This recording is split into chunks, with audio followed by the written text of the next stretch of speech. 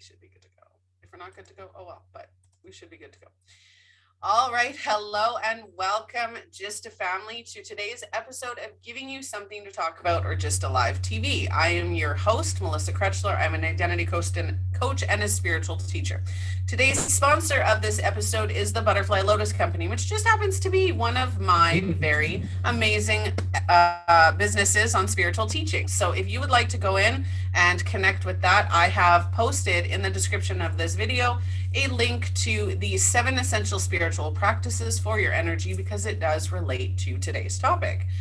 And today's topic is creating your spiritual toolbox, because as a new spiritual individual, someone who's just gone through your awakening, or even somebody who is more practiced and has been through it for multiple years, there is a toolbox that you create of various different things, and that all depends on you. So today, my guest co-host is Dawn Latwis, and I hope I said that properly. And we're going to be talking today exactly about that. So Dawn, why don't you, I'm going to hand it over to you to introduce yourself.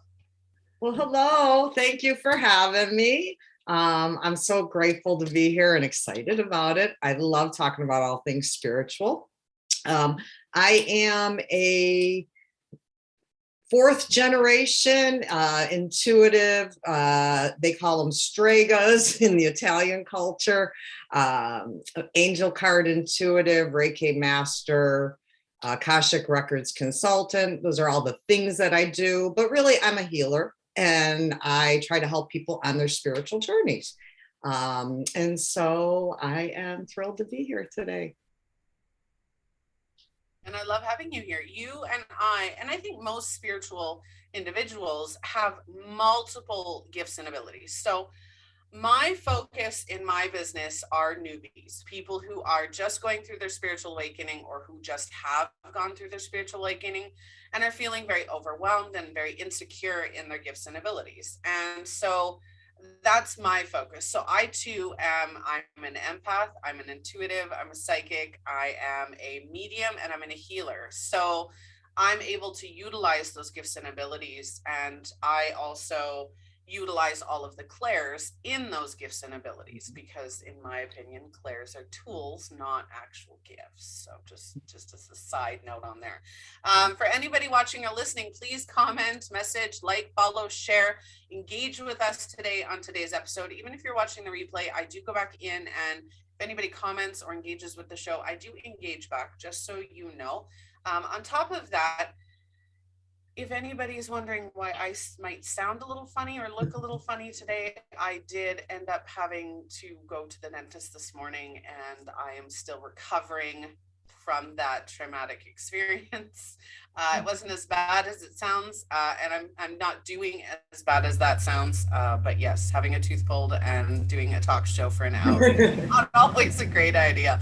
But I'm showing up, and we're here because this is my passion, and you have to follow your passion. So let's get into it. So Dawn, what do you think?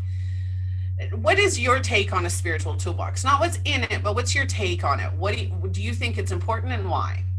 Sure. I think a spiritual toolbox is essential for your spiritual journey. You want to have tools to assist you. You know, it can be a long journey. It can be lonely at times.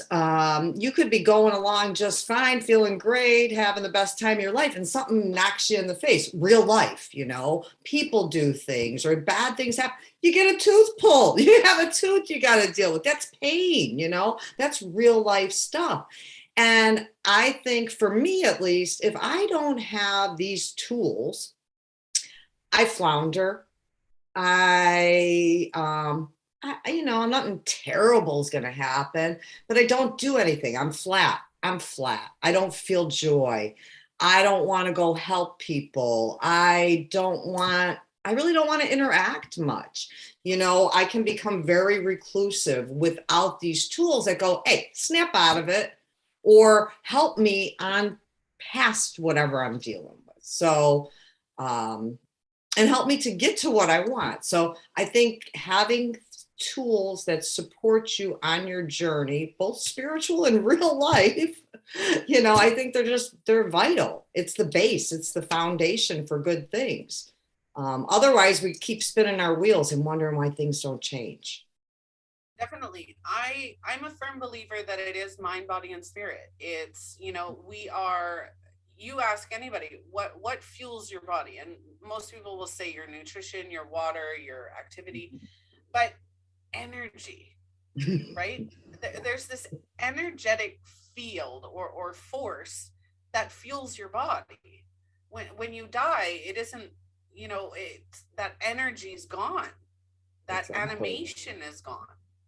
Right. So I think that it is a multi-level or a multifaceted thing to be okay. Right. So today I'm on Advil and Tylenol because I need it. Do I absolutely think that my crystals can heal me? For sure. Those are helping. They're all over my house. I have crystals everywhere. I bought a ring specifically because it was amethyst, and I fought for this ring. It was a silent auction prize. We went to a silent auction. My husband's company that he used to work for did a yearly silent auction, and it was to provide for the community. And they raised a ton of money, and I guaranteed overpaid for the ring. But that was the purpose of the event. And so I went in and I had my husband, my friend's husband, myself, my friend, we would all go past the silent auction table probably about 7 or 8 times throughout the night just to make sure that I was front of the line on that auction because somebody else was bidding against me. But amethyst for me is my favorite crystal. It's the one that, you know, is the most predominant in spiritual gifts and abilities. And I guess we should start with that as crystals. Crystals are a very useful spiritual tool. Whether you're looking to connect to yourself, to your body, to your energy, to your spirit team, to your emotions, your mindset, crystals have so many meanings. I took a crystal course a while ago, so I'm a certified crystal practitioner. And crystals are energetic, they're natural, right? They're nature. They're a part of nature. Everything that's in this world has a vibrational energy. So does crystals. So each crystal has a different meaning or a different vibration that can help you, can assist you, can connect you, can heal you. And I love crystals. They have their job. Each one has a job. And as you're talking about the one that you wanted so badly, it knew it was yours, and you knew you wanted that one. There was no way I wasn't getting it. Yeah, no way I wasn't getting it. And that's the thing. I had my first mala made. I actually have it here. I wore it on one of my episodes this week. I had my very first mala made, and it's half of it is amethyst, right? Because that's what resonated with me at that time. That's what I needed to help boost my spiritual gifts and abilities. When you're becoming, and for the most part, I'm going to talk about not me where I am now, but me where I was before, because my focus is always and always will be people who are just starting out, right? Amethyst for me is that number one. It's the one where if you want to build, if you want to heal, if you want to grow, because that's what it's meant for. It has its job. Well, and as you're saying that, I'm laughing because I'm sitting surrounded by all my crystals here. So I have my amethyst. This guy works hard every day. There's a special piece that I got. I like to reward myself. So like your ring was calling to you. This was last year when I finished my Akashic training. That was my prize. So I'd like to get that, but I love the amethyst. Rose quartz is another great, simple stone to start with. You know, the amethyst is your protection and some of the other things you said. And then the rose quartz is love, self-love, love of others. It has other meanings too, of course, but love. Yeah, it's the universal crystal of love. Right. So those are two great ones to start with, I think. clear quartz is another one. Clear quartz will amplify everything, and it's a master healer crystal. So you've got healing and amplification just by having clear quartz, right? I started making crystal jewelry shortly after I awakened spiritually, and I can make it for other people, but I've pushed it aside. I do have a lot more in my business now. But now I make it for myself. I probably have 80 bracelets and anklets, necklaces and malas all spread out throughout my house, so that whenever I'm feeling in the mode, I just go and grab, right? And then of course, any for rituals, for whatever it is that I'm doing, readings. I have about 7 towers that I put around when I'm doing readings. And, yeah. So for anyone just starting out, those are great crystals, the amethyst, the rose quartz, the clear one. And then you start playing with it, like you did when you get your certification. I find it so amazing that it's never the one I think I like. Like you can be drawn to a stone because it's pretty, just like sometimes people, right? But it's not the stone for you. Like, I got this ammonite stone and it was just so homely. And I don't mean to be rude about it, but there was nothing appealing to it, and my teacher gave it to me. So it was supposed to be special. And I was just like, okay. But the more I worked with that stone and bonded with that stone and used it in things, it became very special to me. In fact, at the end of my course, I dropped it and it broke. And as you know, when a crystal breaks, it's either done, you've learned your lesson, you moved on from that, or it's taken you deeper into it, usually, one of those two things. And I was so heartbroken that my crystal broke. This crystal I didn't even like in the beginning. And then when it broke, I saw the inside of it and it was caramel looking like a turtle, like those candies. And so now I love it. And even though it's broken, I keep both pieces with me when I do my work. So it's not always about what it looks like. When you're picking crystals, it's feeling. You talk to it, you feel it. Yeah. Do I like it? Does it like me? Is this what I need? How do I feel? Does it affect a chakra, right? Do I feel tingly somewhere when I hold this? So yeah, I could go on about crystals. We could do a whole nother show of me and you about crystals, right? I do want to mention though, there are 2 crystals that I do not advise for anybody who is just starting out and anybody who doesn't know how to use them. If you're getting a crystal, do your research on the crystals first and foremost. There are crystals that can't be put in water. Amethyst will fade in sunlight. There are many different aspects to those crystals that you need to be aware of. They do have care and they do have specific needs as well. The other thing is the 2 crystals that I do not recommend for anyone just starting out. And I will tell you my own experience with one of them. Although I knew what it was, it was still quite powerful. And the first one is black obsidian. Black obsidian will show you your fears. It is one of those, it's that crystal that it wants you to face your fears, whether you're ready to or not. If you utilize that crystal, it's like, hi. With that crystal, I had purchased a new necklace and you could put your crystals inside of it. And I had a black obsidian crystal and I put it inside this necklace and I wore it around for the day. That evening, I dreamt that my daughter had passed away and violently. And my biggest fears are losing my children and my husband. Those are my 2 massive fears. I know they're eventually going to happen. I hope I'm not like around when it happens, but that is my fear. And so it really brought that forward to me. Now, futuristically, a couple weeks later or within the week, actually one of my husband's coworkers, his daughter passed away in a similar fashion that I had dreamt. And my mediumship is strong and it is not well honed because it wasn't something I'm capable of it at any point in time. I didn't want the pressure of being a medium. right? And for me, being a medium was a lot of pressure. But I can teach other people how to do it. And right? it's hard, right? It's hard, heavy. I did a pre-screening interview last week, and I was talking to the lady, and she had said, she mentioned she had seen a medium when her mom had passed. And I'm like, oh, here we go. It flipped on you.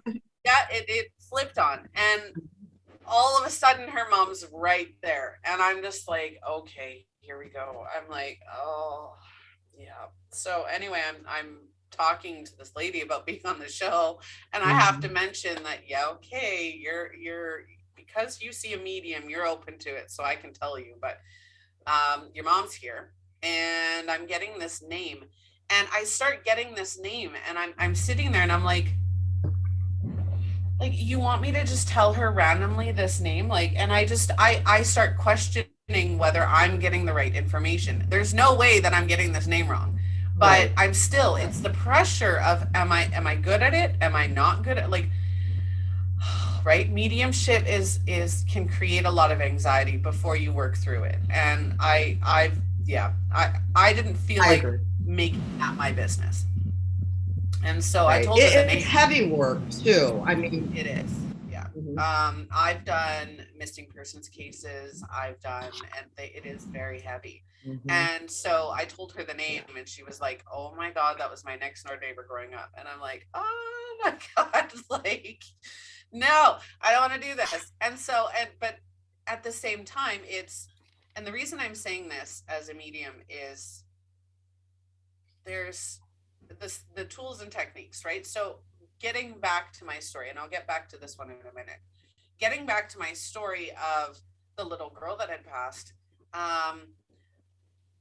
she connected with me. So one of my fears, not my fears, but one of the things I didn't want to face is my paranoia, or my fear of being a medium, and my fear of not getting it right. And so the Black Obsidian showed that to me. And when it showed that to me and that little girl passed, it was like, oh crap. So I'm at home, and all I smell is this one smell. I'm not going to tell you what it is, but I smell this one smell, and I'm like, oh, it's her. I'm like, oh God, that's her. And she was with me all day. She's asking me random questions. She's asking me, what are you wearing? What's that necklace? What are you doing? What's this? And she was young. She was the same age as my daughter.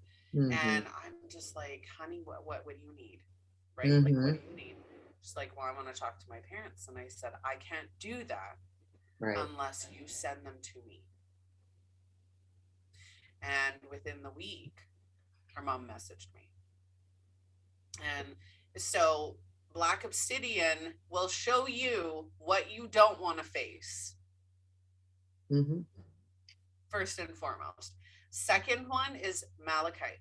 Yes. Malachite is a crystal you want to stay away from unless you are ready and willing to work through all of your negativity. That one is like, hi, I'm here again. You don't want to face your negativity, we're gonna hit you with COVID. Right? Take it all up with that one. We're gonna hit you with something you don't want to deal with. And like you said, every crystal has a purpose. It has a job to do. Malachite is to show you your negativity. Black Obsidian shows you your fears. Not necessarily experiencing them, but it will bring them to light in a way that you have to process them. Right. And acknowledge them. So crystals, anything that we talk about today comes with a warning. And it's not to be scared. Nope. It's to be ready, to be prepared. Meditation. Let's move on to meditation. Okay. There's another one for the toolbox. Oh, I get very irritated with meditation. So I went to a meditation class. Everybody wanted to teach me meditation, and I fought it. I would go to a meditation class, and I'd be sitting there, going like this, looking at everybody else. Because it never worked for me. Right? It never would work for me. And so I'm sitting there one day, and I'm at one of my medium's house. I'm at her house taking her meditation course. And she turns around, she's like, Melissa, what's up? And I said, my guides are telling me this is not okay. Like, this is not what mediumship means for me, and possibly for other people. And she's like, well, what do you, then do what you feel is right. And I was like, absolutely right, because that's what you promote. With meditation, a lot of people nowadays will teach meditation without giving these caveats or warnings. Meditation is not to clear your mind. Meditation is to clear your emotions. It is to relax your body, relax your mind, and relax your emotions so that you can process and connect on that higher level. That's what meditation is. Now, if you take meditation and you get into that deep meditative state, and meditation is a deep relaxation, it's a form of hypnosis. I use meditation in my past life regression. That's how we get into there. It's hypnosis. You are hypnotizing your body to be at a deep relaxed state. But with that state of relaxation, you're always in control. You are always, always, always in control of your own meditation, no matter what you go through. But there are things that come up. So somebody commented, yes, it brings up stuff that needs to be released. Absolutely. Now with meditation, again, it's rocking back and forth, your body vibrating, feeling like you are astral projecting, or that you're having an out-of-body experience. One of my closest friends, somebody else taught her to meditate. She had an out-of-body experience and it traumatized her, and she will never meditate again.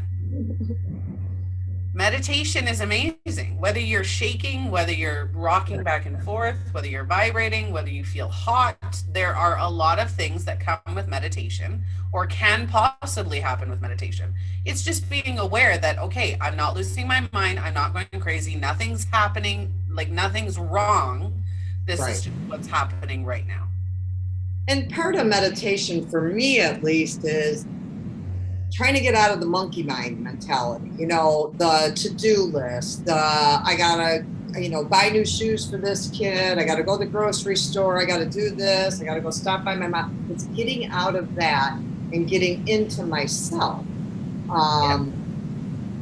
Just to honestly understand, what do I need in this moment? What's off? Which part of me is, am I good today? Am I a little bit off? Or am I sad? Do I have emotions? Or is my ego showing up because I've been dissed or something? Which part of me needs attention? Let me center and find out. And then what do I need to do? Do I need to clear energy? Do I need to set some goals or intentions for myself? So you say meditation and people are like, oh yeah, meditation. It's deep, like you're saying. It can be so many different things. But for me, it's just a place to start. It's a place to quiet my mind and start. That's why I say to people, especially beginning, I don't know how you feel, but if you could do 5 minutes of time where you're focusing, because to me, it's like meditation and intention together. Like, what is my intentions? What am I trying to bring in? What am I trying to release? So 5 minutes, 15 minutes, whatever it is. I don't have 2 hours a day, do you, to sit there and go? I mean, it would be nice, but I do have to do some worldly things too. So yeah, maybe not putting everybody else's definition of meditation in your mind is a good point for newbies, for everybody. Meditation, and this is the kicker, and not a lot of people understand. I meditate random times throughout the day. I don't have to stop what I'm doing. Right. Exactly. You talk about monkey brain. That's emotion, right? You've got all of these thoughts going through, and you're not processing or organizing those thoughts because they're stressing you out in that moment, right? So getting rid of the emotional aspect of what you're experiencing allows you to focus. Yes. And allows you to ground yourself, because, and we'll get to grounding in a minute, because that's another one I fight. I like fighting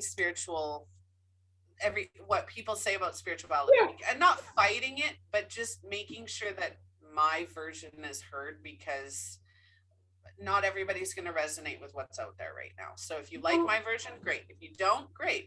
I'm not, it's not a pressure thing. And everybody's has to fit for them. So you have to take these different things and say, well, I like that concept, but for me, I do it whenever I want during the day. I don't have to do it when I first get up or go to bed, you know? And so that's how you get stronger in your spiritual tools, by making them your own. It's not Susie's I'm doing, or this one's or that one's. These are mine. My mentor showed me some tricks, some tips, but then I make them mine. And now I can do them. This part, I like this part. Yeah, that's me. And I do that too. And that's actually the main reason I work with people who are new, because I want them to create their own. Yes. Right? I want them to create with spiritual, see, here goes the two. I want them to create what their spirituality means for them. Yes. And that goes for their toolbox, their own practices, what they want to learn about. I have a list, and I have 7 or 8 notebooks that are filled right now. And in one of them, I have a list of everything, and it's probably 6 pages of everything I wanted to learn about spirituality or could learn about spirituality. Right. I probably only chose like 10 of them. Right. It's so overwhelming when you first start in your spirituality, because there's so many things. Angels, you focused on angels. I chose not to focus on angels because while I believe, I don't believe, right? So it was kind of like a hit and miss for me. There are so many different aspects to it. Akashic Records, you followed that path. I chose not to, right? It's past life regression for me. I don't know if you followed that one, right? So it's like, there's so many different aspects. You don't have to follow one or another because somebody else told you to. This spiritual toolbox that Dawn and I are talking about is creating your own. So if you take bits and pieces of what we're sharing here and say, hey, I like that, I like that, I like this, I like that, I want to learn more about that, you have that right and that responsibility to choose for yourself. And it goes to what you were saying earlier about the frequency, about energy, right? And when you're creating the spiritual toolbox, it's got to have your frequency and energy, what you're trying to accomplish. You know, everybody's is going to be different. And when we were starting to talk about this, I was thinking of, like, I'm a very visual person. So I was thinking of like a guy's tool, like a fishing tackle box, right? And I was thinking about the different tools. And for me, that's how it kind of relates, is like a guy's toolbox, because I think if they got those special lures when they're trying to do this, or they got their everyday fishing ones when they're just going in the lake with some buddies and going to have a few beers out there, you know, that kind of thing. So when we talk about all of our tools, I think visualizing it kind of, and there was another one, not the toolbox, or not the guy's one. I had a female one too, but I can't think of it. But, you know, thinking of it like that, okay, I've got this big box and I put these different things in there. And some periods of my life, I may just only want to use these 3.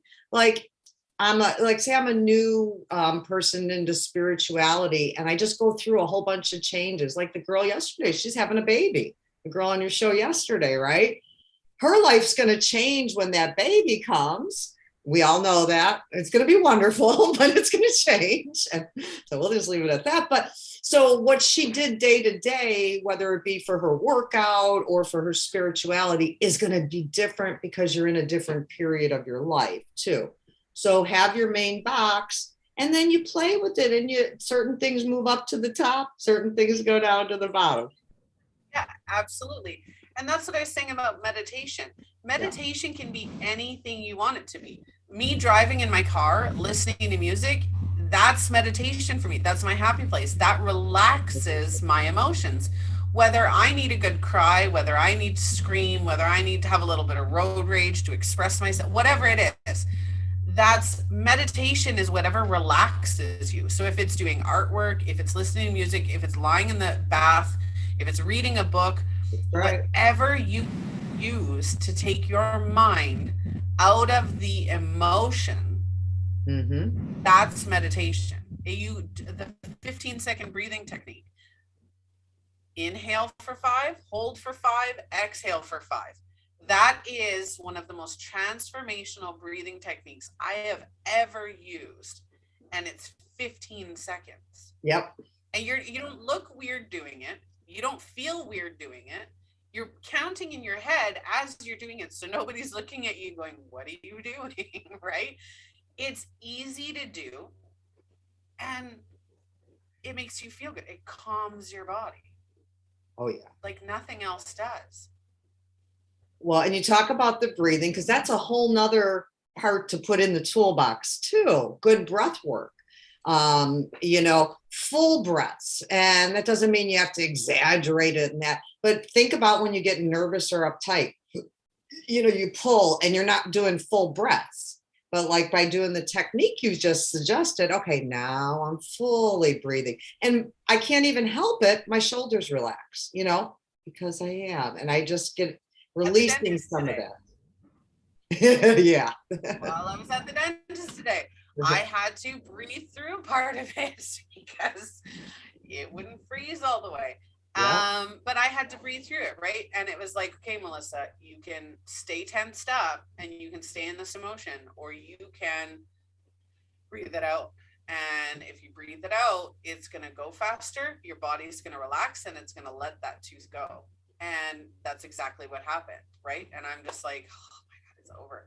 But that's the thing. You're breathing, and you're right. Breathing is such an important aspect to it, right? And I don't deep breathe. I very rarely will I do deep breaths, and that's just part of me and my body. But at the same time, I find not inhaling deep breaths, but exhaling them. That if I exhale a little bit longer, it just, and purposely, it's the intention behind it. Everything that you do, no matter whether you're spiritual or not spiritual, it's intention behind it. If you're putting the intention that this is what I'm going to get out of this, or this is what I'm going to create by doing this, that's what's actually creating the energy for the change, is your intention behind it. If you believe it's going to happen, it's going to happen.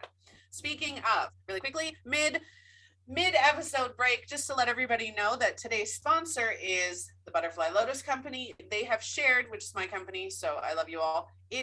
We have shared the 7 spiritual practices for your energy, and that is cleansing, protections, boundaries, sacred space, meditation, expression, and tools. Please go check out that link in the comments and the description of this video, podcast, or replay.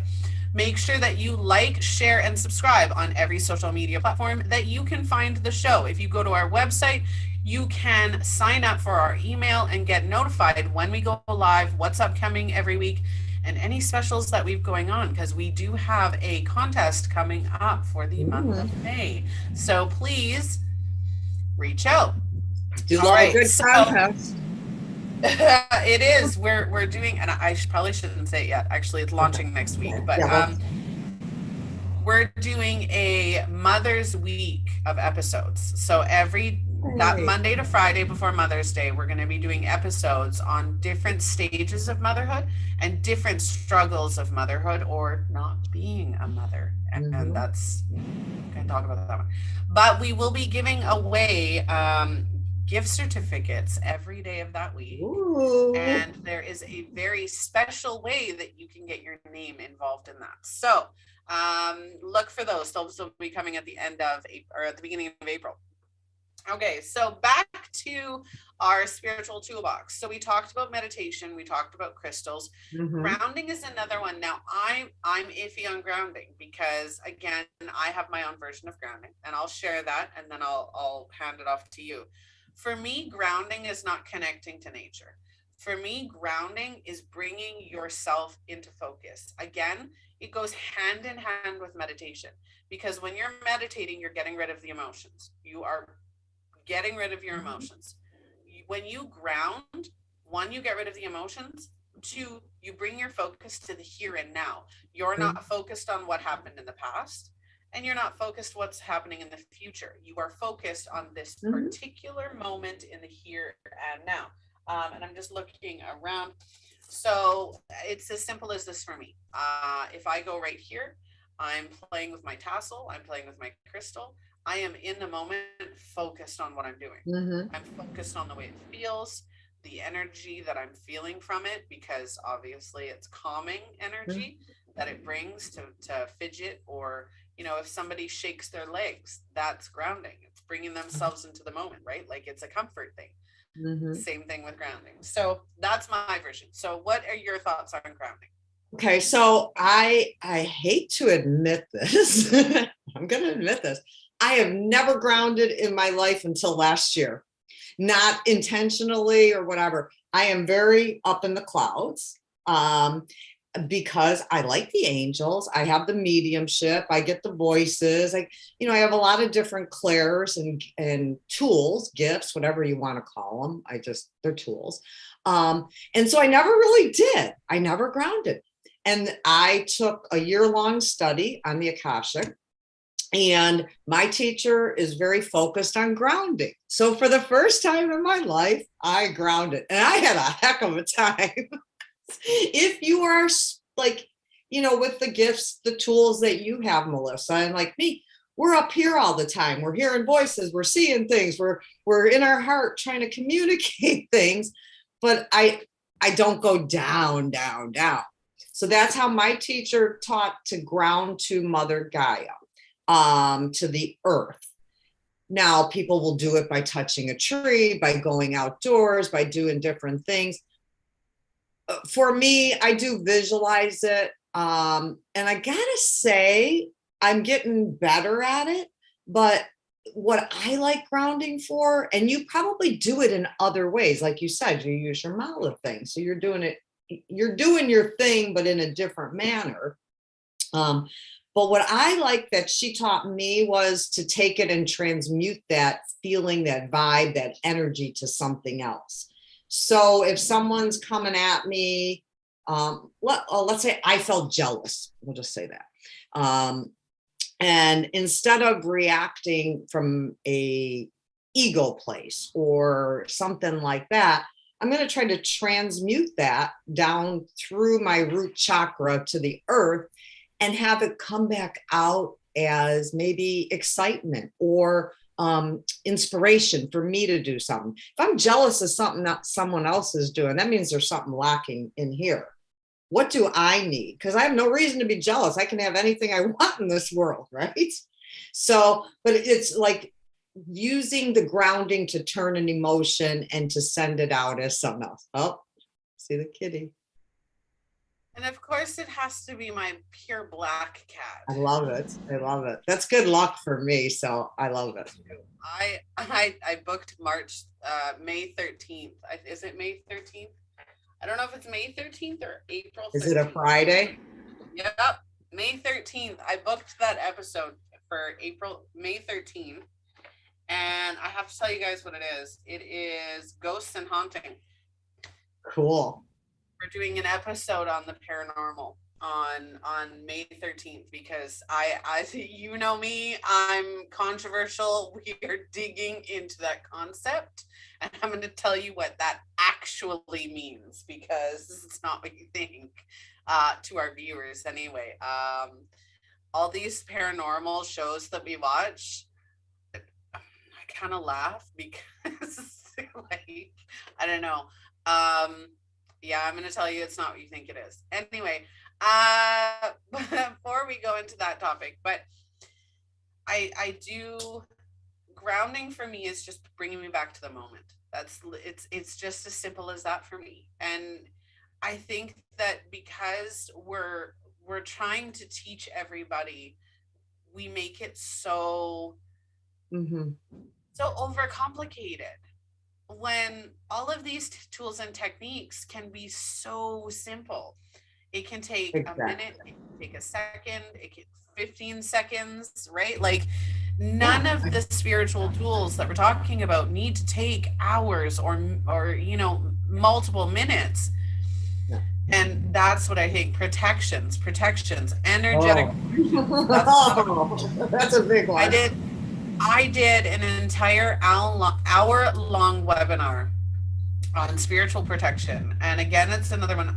And I had another podcast and I did like a whole week of episodes on that podcast about spiritual myths because I like busting out these things and saying it's easier than that. It's so much easier than that. You don't need to do it that way. That's not the I like to be controversial. And whether you agree with me or not, that's your choice. But to our viewers anyway, or anybody who's questioning my sanity at this point.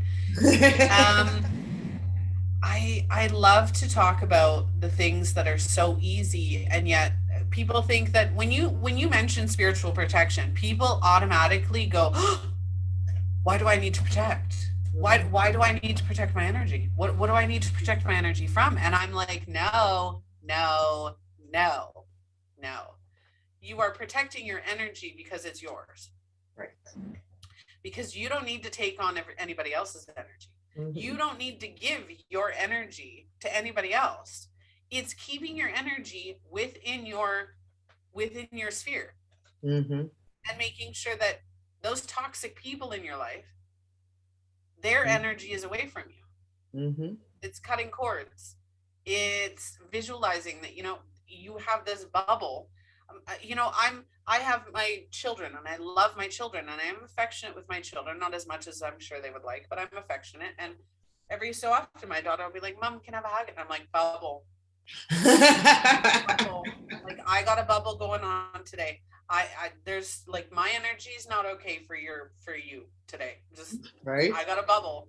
We're keeping my bubble. And it's keeping that energy within me, because if I'm not in a good mood, I have to keep that energy. Mm-hmm. I'm not going to project that energy out so that it starts negatively affecting other people. I like to, I like the bubble myself. So when I was a little kid, one of my aunts would tell me, do it like a bubble, like a dome, like you'd see on a special object, right? That's how she taught me to do it. And so I always have done that. And then I had to go to kind of an uncomfortable event. I'm just going to say that. We won't throw names out there in case anyone sees this. But anyways, I had to go to an uncomfortable event that I wanted to enjoy. It was a big thing for me, but my emotions were going to be rocked and there was going to be some disturbances. Okay, it was my son's wedding and my ex-husband was going to be there. We're just going to say it. I'll just put it out there. So I came up with the love bubble. And for me, for that event, because I hadn't seen him in 10 years and, this is an emotional day, right? And it's our child. And so I put the love bubble around me. And for like 3 days, you could not say a thing to bother me. I mean, I just was glowing everywhere I went. Stuff would come at me, it would boing off the bubble. But then I'd be like, oh, my bubble got a little deflated. So then I'd have to pull my bubble back up. But just imagining that gave me the strength to make it through what could have been an uncomfortable situation, because I wanted to enjoy it. I didn't want to feel all that extra stuff. I didn't want to put that out on anybody else. I wanted it to be a nice day. So if I had anger or angst towards my ex-husband or things like that. So the love bubble, any kind of bubble, give it a name, give it a job, and use it. It's fill simple. It with energy. Right. Any way you want to do it. Right. Yep. So, I like the bubble. And that's what it's there for. It's to protect my energy from other people's bubble. Mm-hmm. And it's to protect everybody else from my energy. If I'm feeling violent, you just bubble. Right. Leave my bubble alone. Right. Don't touch it. Don't boing it. Don't nothing. Just leave my bubble alone. I'm a pretty optimistic, happy person most times, but I got my bad days. I'm human. I got my bad days. And I tend to put myself in timeout. And so I don't bother people. And they'll be like, what's the matter? I'm like, I'm in timeout, The bubble is a nicer way of doing my timeout because you're still functioning in the world. But you don't have to sit on the side to be a normal human that day. So what other tools do you think people should utilize? I would say, number one, I would say people like us. Well, if you're new, people like us. If you're struggling, if you're new, just if you're new, follow people like us. No, you don't even need to work with us. Just follow people who are going to help you. Yeah, a mentor, a spiritual community. What about those things? Having a tribe, having a group that you can go to, that you could share your weirdness with.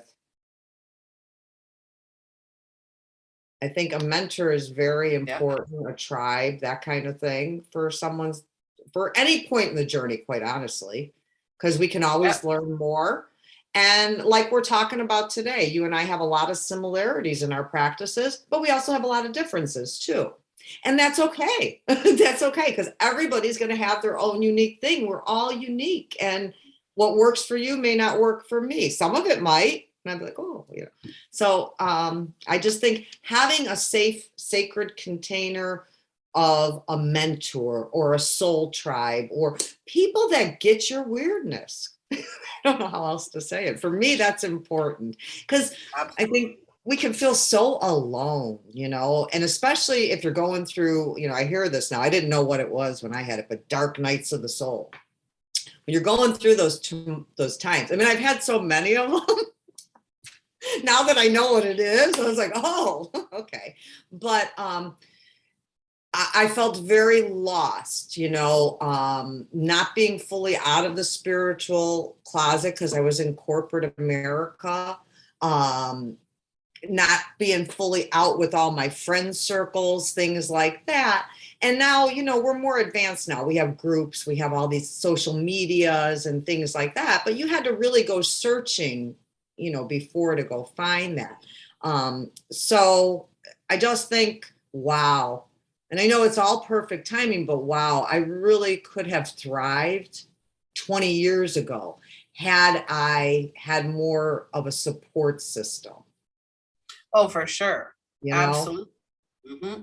There's something different about having somebody in your corner, whether that's just like, oh, you felt an energy today. That's awesome. Like what did it feel like? Tell me all about it. We want to hear that because if you're truly spiritual and there's people who are spiritual, then there's people who are spiritual bypassers. There's people who are, I hate my life, but I'm just going to be spiritual and everything's going to be okay. Yeah, that'll work. There's a lot of those. Spiritual bypassing is a thing. Yeah. It absolutely is the thing. I totally lost where I was going with that. I can't remember now. I got caught up on spiritual. We're talking about the sacred place, mentors, people to help. Oh, yes. Not only that, but sacred space of your own. Mm-hmm. So I have my husband's open.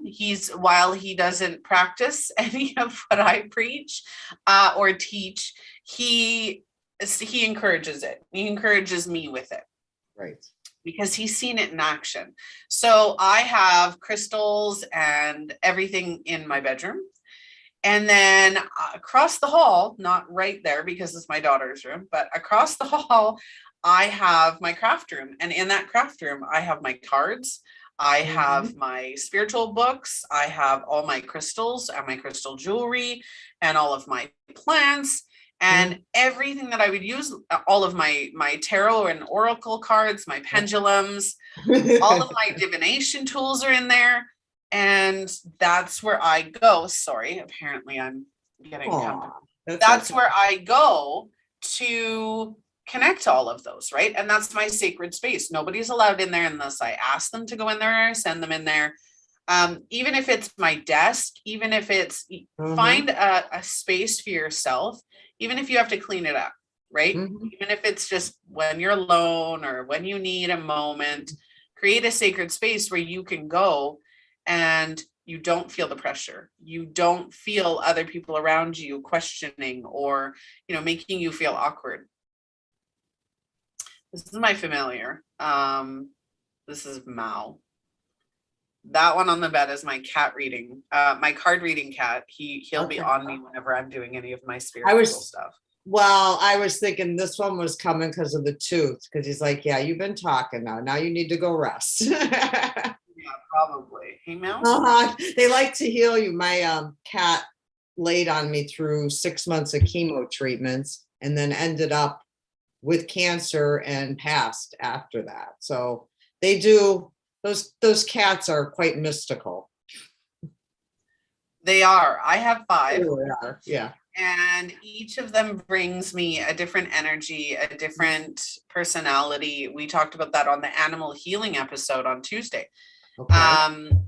Their animals are so transformative, and see, she's getting into stuff. Animals are so transformative that even having them around as, you know, part of your spiritual toolbox. Absolutely. Because one of the things, like, we'll be sitting watching a show, and like I said, my husband's not practicing. He does believe in a certain sense, but he's not practicing. And we'll be lying on the couch watching TV, and all of a sudden one of the cats will be like in the corner of the room. There's nothing there, right? And my husband's like, "Oh crap!" And I'm like, "Ha ha ha!" Just like, oh yeah. No, I'm not doing this now. This is family time. Go away. Right. And that comes to boundaries, right? Animals, and I'll be talking about this on May 13th for sure, but animals have protective qualities, and they will let you know when there are things around. Mm-hmm. And I'll get into that, like I said. Yeah, that's the whole show. But boundaries are important, and that's whether you are a practicing medium or a psychic or an intuitive or whatever it may be. You need to have not only boundaries within yourself, but also within your spirit realm. So whether that be angels, your guides, I call them your spirit dream team, because that's right. I love the way that sounds, and it encompasses all of them. Right. So your spirit dream team, you create, if you're a medium, I go out in public. If I open myself up, I'm going to connect to everything and anything around. Mm-hmm. If I go to a friend's house, I'm going to connect, right? So I have to put boundaries into place and say no. Mm-hmm. No.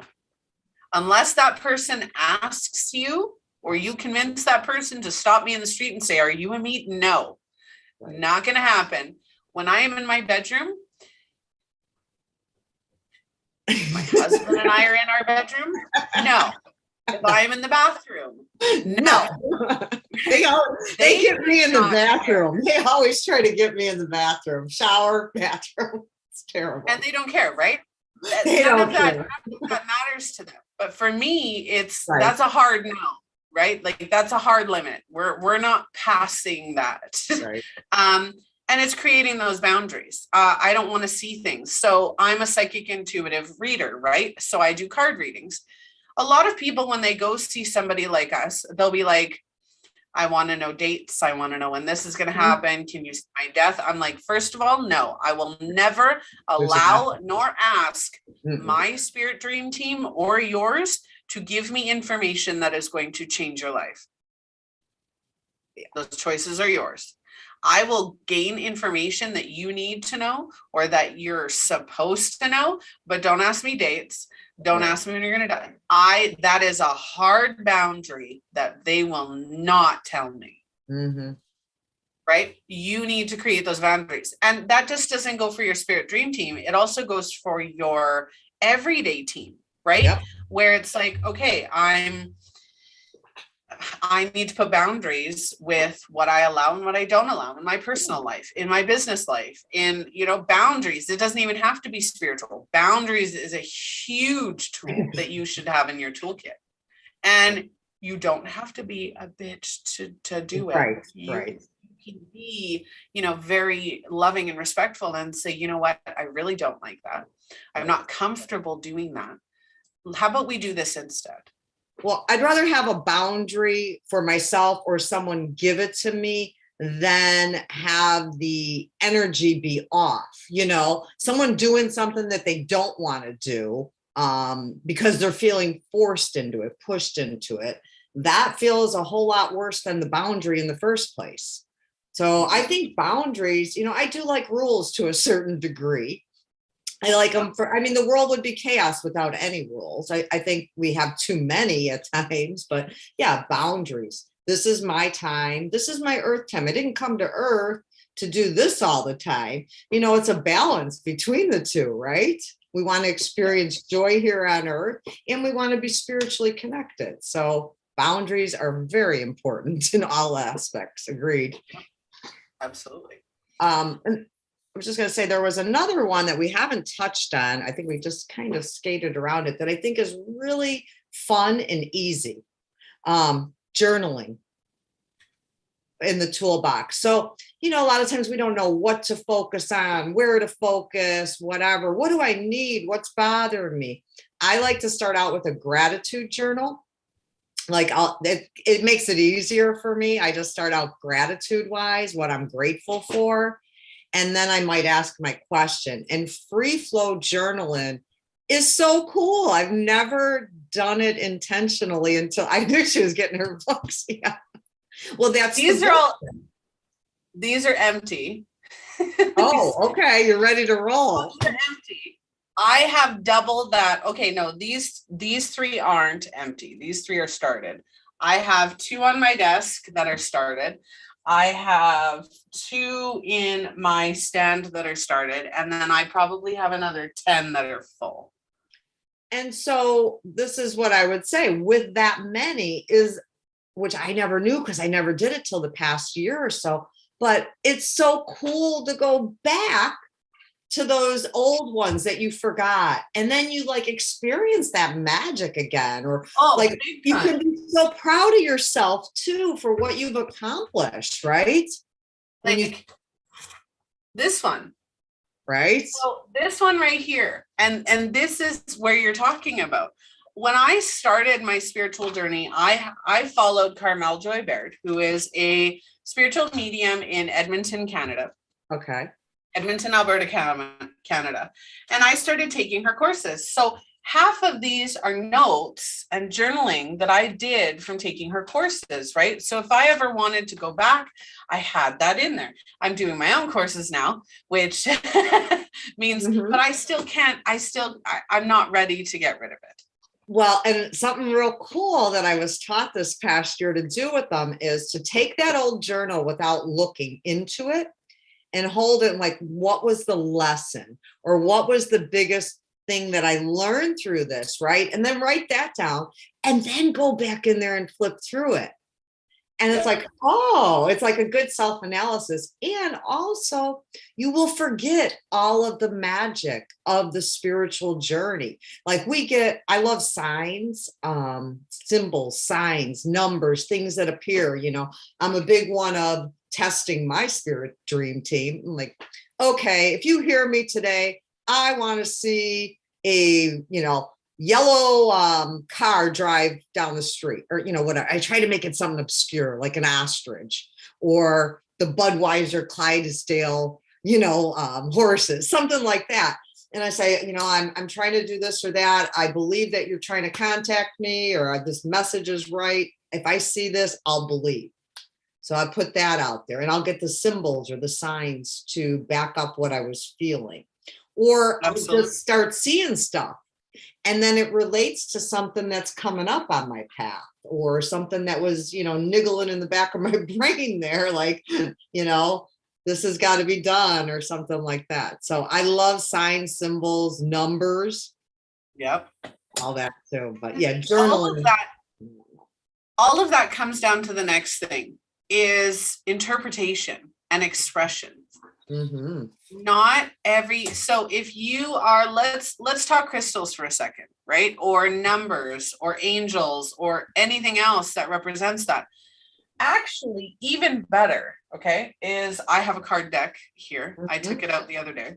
And the reason, and they're dropping already. Right. Normally when they drop, there's usually a valid reason why they would drop. Absolutely.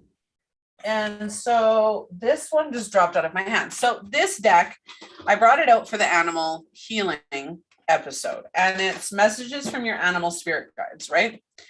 So I'll put this card over here. So normally you'll get a book with them, right? And these are divination tools. Divination tools are just ways for you to connect with your spirit dream team. Yep.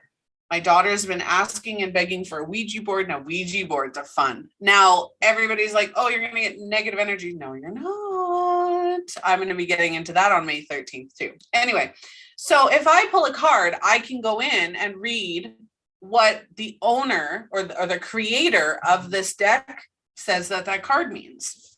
I could also show you the card, read what's at the bottom, and say, oh, hey, this is, the card means this. But it's interpretation. Divination is interpretation. So I can tell you this is the tortoise card. I can tell you you're too fragmented, so do whatever it takes to get grounded, right? That's what this card's telling me, right? That's what this card is saying it's telling me. For me, that's not what this card is saying. Right. For me, this card is saying take it slow and have fun. Like that guy looks like he's just rocking out. Like, right. He's having a blast. And he's just like having his own dance party, right? Take your time and have some fun with it. And I think that's what spirituality is. Take your time, have fun with it, enjoy the journey of awakening yourself to something more, to something different. The 7 essential spiritual practices for your energy, the spiritual toolbox, spiritual awakening itself. Enjoy it all and say, what do I want? Right? Am I going to just sit with this for a little bit and have some fun and have a dance party? Am I going to, what am I going to do next? And have fun with it. So that was one of my other things I had there was get in touch with your inner child.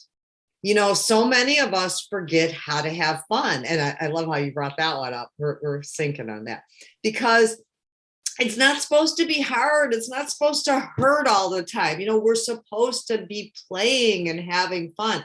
And you can accomplish so much more for yourself by enjoying it, by enjoying your life, enjoying the things you're doing. If you try one of these practices that we're saying and you don't like it and you hate it, then don't do it. Do something. It's like green beans to me. I won't eat green beans. I don't care how you dress them up. I'm not eating green beans.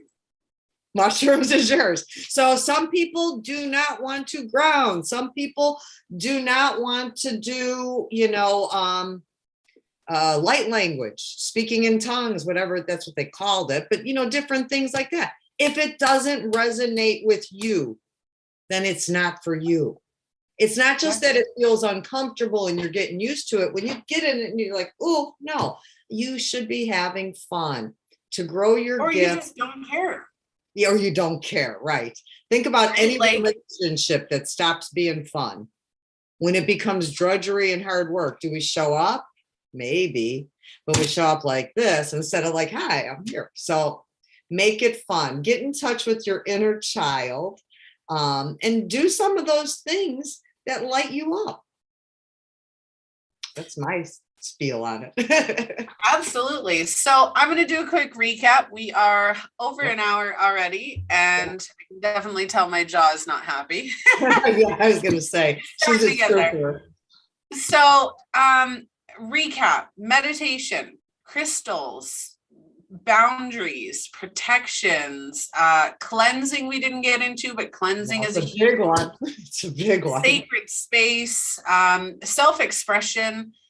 Go online, find somebody like Dawn or I, find somebody you resonate, even if it's not one of us, and say, hey, what are some tools and techniques I can use, right? And go from there. Figure out what you want to do and start doing some research on it.